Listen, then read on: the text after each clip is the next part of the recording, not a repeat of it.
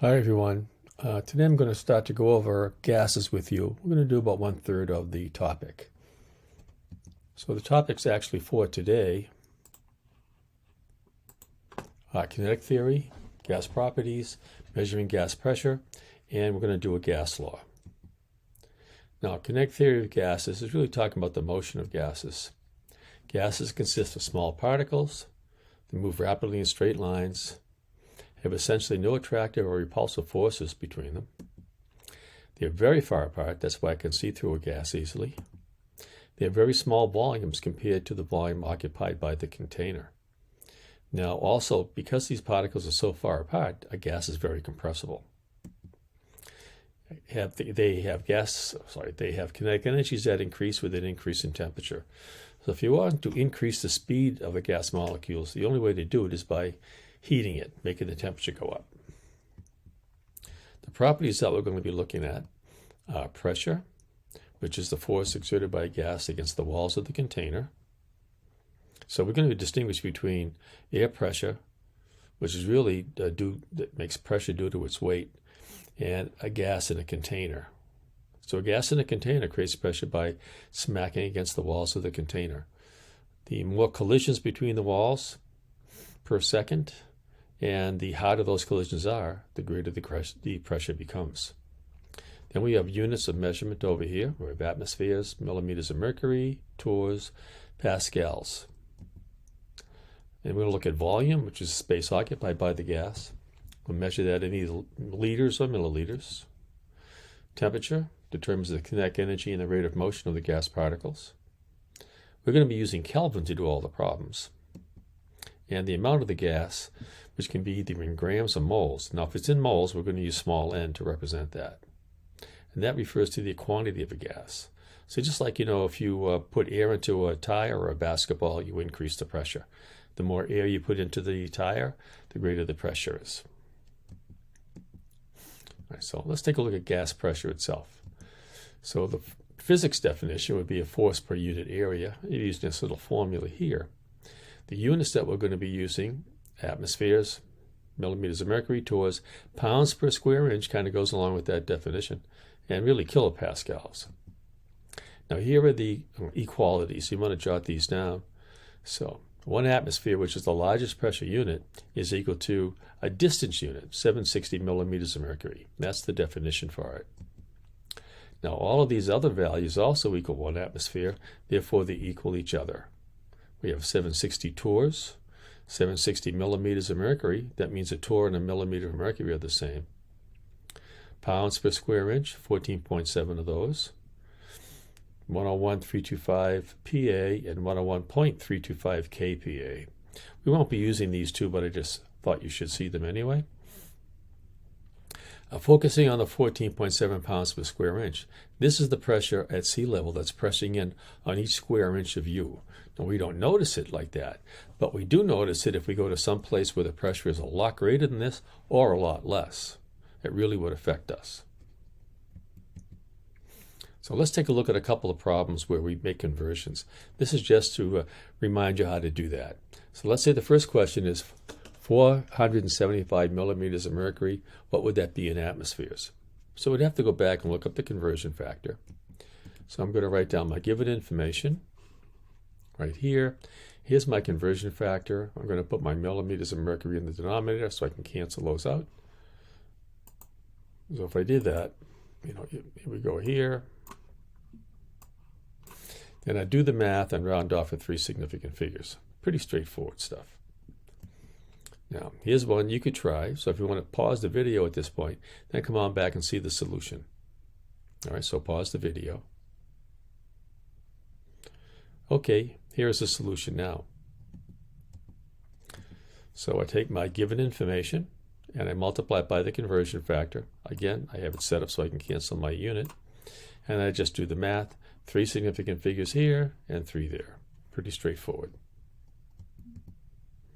Now let's take a look at atmospheric pressure or air pressure. That's the pressure exerted by a column of air from the top of the atmosphere to the surface of the Earth. So if you were standing on the Earth, the air right above you in that column, what would that air weigh? Well, the more air you have, the more it would weigh, and the more pressure would be pushing down on you. Now we have in the air, basically, we have 3 gases. We have some others, but they're in very, very tiny amounts. Notice most of it is nitrogen, 78%. Then we box in around 21%, and we have a small amount of water vapor. And CO2 isn't even mentioned because it's so little. So what happens if you are on a mountain like here, or at the sea level down here? Well, the pressure above you is less if you're on top of a mountain. There's just less air above you, and therefore the pressure is less. And what happens compared to the sea level, pressure is a lot more. So we find it hard maybe to breathe if we go up too high, or it affects things like boiling points. So you would find that water normally boils down here at sea level at 100 degrees centigrade, but up here it's going to be less. It'll be boiling before it reaches 100, maybe at 98 or 97 degrees centigrade. So things are dependent on air pressure. Now, what about rainy days and sunny days? On a rainy day, the pressure is less as well.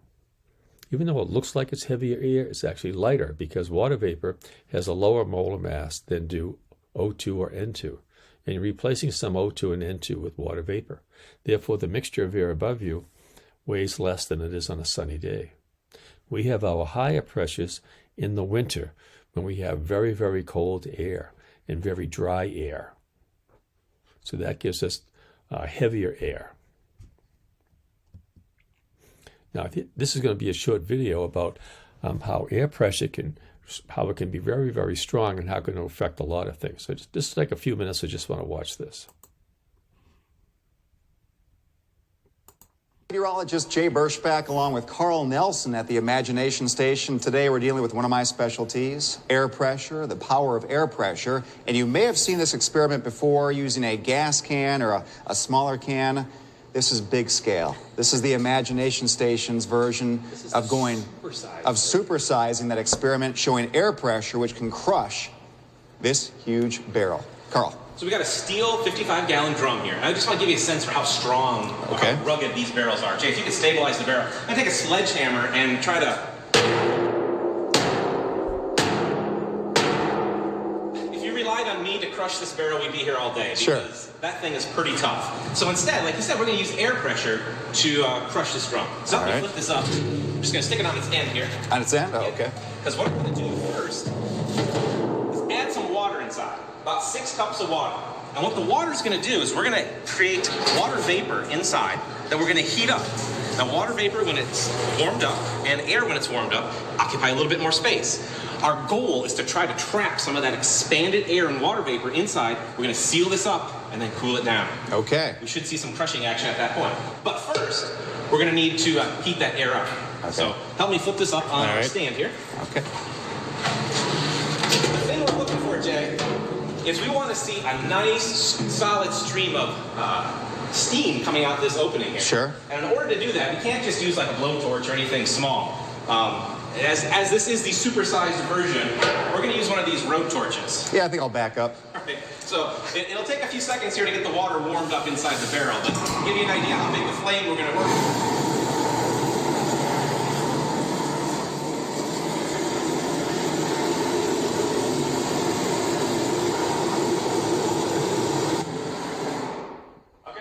See, there's a good sort of jet of steam shooting out, and we're going to try to capture that by putting the plug back in.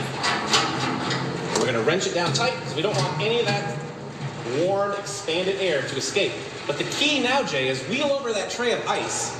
We're going to cool this baby down really quick in a tray of ice. Hold on.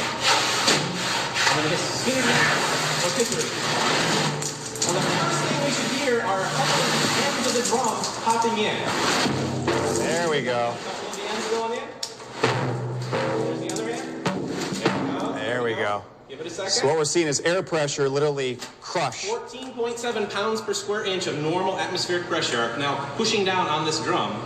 And because that water vapor inside and that warm air inside has cooled down, taking up less space, doing a lot more damage than that sledgehammer did earlier. That is amazing. Looks like a pop can or a soda can. Looks like a pop can or a soda can. Or if you ever rinsed out plastic milk jugs, sure, and then you put the cap back on with warm water, stick it on the counter, you can see after a time they start to like collapse back in. Same principle, but it's a safe, at-home way you can do it. Sure, yeah, no one, you know, having that blowtorch, blowtorch is for the experts. Experts like you, exactly. Well, this is really neat. A real 55-gallon steel drum crushed like it's made of thin aluminum or paper or plastic.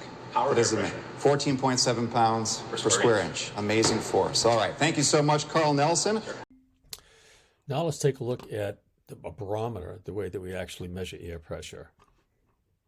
So I have a setup here.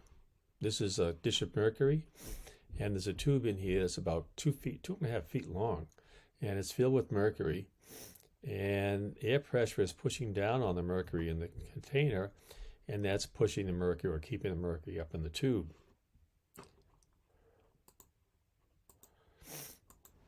So a barometer measures the pressure exerted by the gases in the atmosphere. So it's the air pressure or the weight of the air pushing down here on the surface of the mercury in the dish that's keeping it up in the tube here. So indicates atmospheric pressure as the height of the in millimeters of the mercury column. So in other words, just by taking a ruler or maybe a yardstick, you can measure the height of the mercury that's in the tube. And notice it's not all the way to the top. It's from here all the way down to there. They just measured it in millimeters. You could use any distance units you want. You know, in inches is about 30 inches.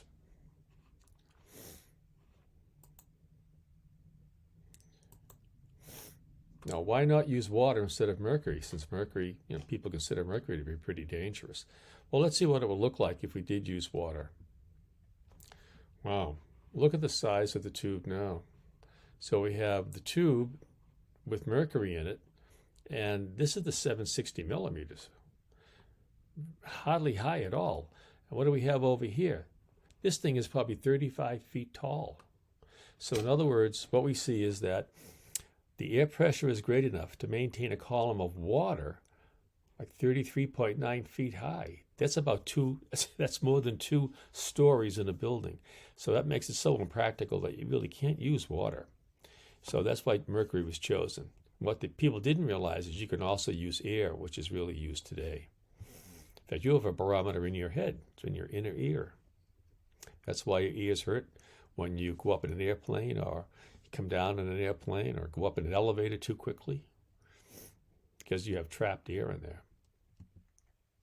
So how do we measure the pressure of the gas in a container? Because that's what we're going to focus on for the gas laws. So here we have a nurse using a sphygmomanometer. That's this device here. This is the manometer, really. Sphygmomanometer used for taking blood pressure. So you have a bag that's connected to this tube here. And she's holding a little pressure bulb so she can increase the pressure of the bag by pumping in air into it. When she does that, you know, and here's a manometer. This dial will move up. And she puts in enough air so that it squeezes off the blood flow. And so she has a device here. God, I can't think of the name of it now. And she's measuring, or she's listening to the blood flow. She can hear the different heartbeats. And so what happens is she squeezes in enough air so that it cuts off that flow. And then she starts to let out the air, listening for when she can hear the heartbeat again. And the first notice that she has of that heartbeat, she looks up and sees what's the pressure inside it. And then she keeps letting out air and listening for the heartbeat until finally she doesn't hear that heartbeat anymore, because now we've reached a point where the pressure of the bag is equal to the pressure inside the blood. So you get that second number. So stethoscope, there we go. This is the stethoscope. And you can't see the part of the stethoscope that you would use for hearing anything because she stuck it under here. She's holding it.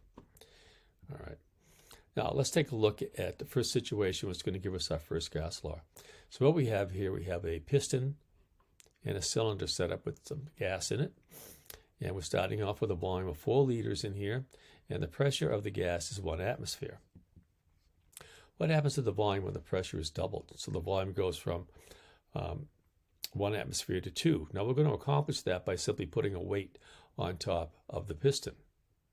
So this is the before. Now what happens when that weight's going to push down on it? Look what happened here. The volume of the gas was cut in half by doubling the pressure. So many times the pressure is looked at as a weight. So we can see then, if we double the pressure, we cut the volume in half. It's kind of like an inverse relationship there. So as the pressure goes up, the volume goes down. We want to remember that now. So we can come up with a gas law using ones and twos for our pressure volume. And so we could have, for instance, these two as the ones. This could be V1 and this could be P1. And that would be V2 and that would be P2. But what if this was unknown? Well, here's my formula that I'm going to get from this. This is an inverse relationship. And so that's called Boyles' law. You want to write that down. So what if I just replace my values? So let's say that I know my ones. I have my 1 atmosphere, my 4 liters, and I know that I'm doubling the pressure, and I want to solve it for the volume. So all I'm going to do then is to divide both sides by 2 atmospheres. So I can get my V2 by itself. And you can see then, that the 2 atmospheres we cancel out over here. And here goes my pressure unit. So it's going to be 4 liters, divided by 2, and that's going to give me 2 liters for an answer. So this is what we're going to use Boyles' law for. When one of these 4 factors is an unknown, we can just set it up and easily solve it. What we have to be careful of, though, is we can only use the same pressure unit. We can't have different pressure units in the problem. So they both can be milliliters or both liters. And we have to have the same pressure unit as volume unit. So for pressure, 1 atmosphere, or we could use millimeters of mercury or torrs, anything like that. So you must have the same units for volume and then the same units for pressure. Right. And we'll come back and do a problem in a moment. Now let's take a look at Boyles' law in breathing. During inhalation, when you want to draw air into your lungs, the way we do that is by making the pressure in your lungs becomes less than that outside. So the air pressure outside will be greater, and that forces air to come into your lungs. So how do we do that? So the lungs have to expand in order to make that volume of the lungs get greater, and that'll make the pressure get less. So you have muscles here between the ribs, you have the diaphragm down below, and they all contract. And when they do that, you're pulling your lungs down to make the bag bigger, which is lungs are really just a couple of bags. And the rib cage is going out, being pulled by those muscles, and that makes the lungs become even bigger. So the pressure in the lungs decreases, and air flows towards the lower pressure in the lungs. And so the greater the air pressure is outside of you, the easier it is to breathe, because it's easier to make a low air pressure in your lungs by inhaling. But if the pressure outside is low, like on a mountain, it can be hard to make the pressure inside your lungs becomes low. And what we see are people gasping for air. Now, what about exhaling? So the lung volume decreases as the muscles relax. The pressure within the lungs goes up then because the volume becomes smaller. And then air flows from the high pressure in the lungs to outside. So that's how we can, exhale. Okay, let's take a look at a sample problem using Boyles' law. A sample of argon gas has a volume of 5.40 liters with an unknown pressure. The gas has a volume of 9.73 liters when the pressure is 3.62. With no change in temperature or amount of gas, what was the initial pressure in atmospheres of the gas? So we're looking for the pressure that goes with the 5.4 liters. All right, so we're going to have to copy out the data. Now, which one should I call the ones and the twos? I'm going to call the ones, the P1 and V1, the 9.73 liters and the 3.62 atmospheres, because that's what goes together. So I'm going to copy that out. And you notice that I write down P1 equals this pressure and V1 equals this many liters. And then I'm acting like this is the change. So what happened? My volume went down. And if the volume goes down, what's going to happen? Well, according to Boyles' law, the pressure should go up. So what I think is handy to write down, I'm going to do it right over here.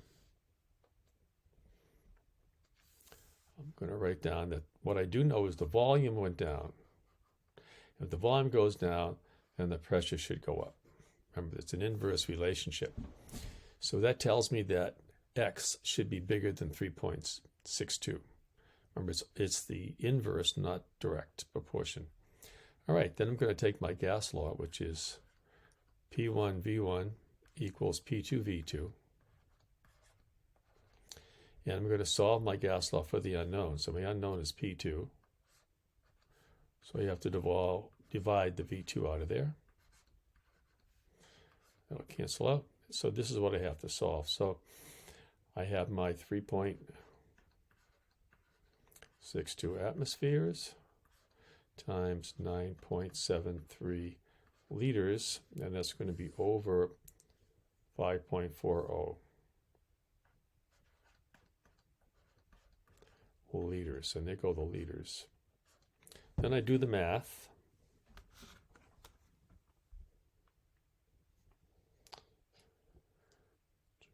.62 times 9.73 and divided by 5.4, and I get 6.52 for an answer. And the unit, I must put that with that, atmospheres. So, does that make sense? Let's see. So the volume went down, and the pressure should go up. So 6.52 is greater than 3.62, so that should be the right answer. So it's always good to check that, because that'll stop you from making a math mistake. All right, so I have one for you guys to try now. Here's one for you to try. And you want to do the same thing as far as, see that second sentence? You have a pressure that goes with a volume. So I would call that my ones. So copy out the data, label it as P1, V2, etc., and then solve it. Okay, so what you should do now is pause the video, try it out, come up with an answer, and then come back and check the answer. All right, so pause the video now. Okay.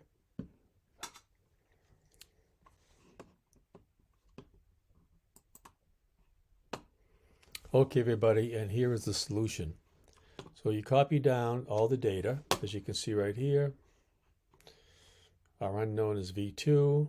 I write down my gas law, and I divide by P2 to get that out of there. And I'm left with P1 V1 over P2 equals V2. I plug in my values, cancel out my units, and I get 261 milliliters for an answer. Okay, how did you do? I hope you did okay. All right, this is the end of part 1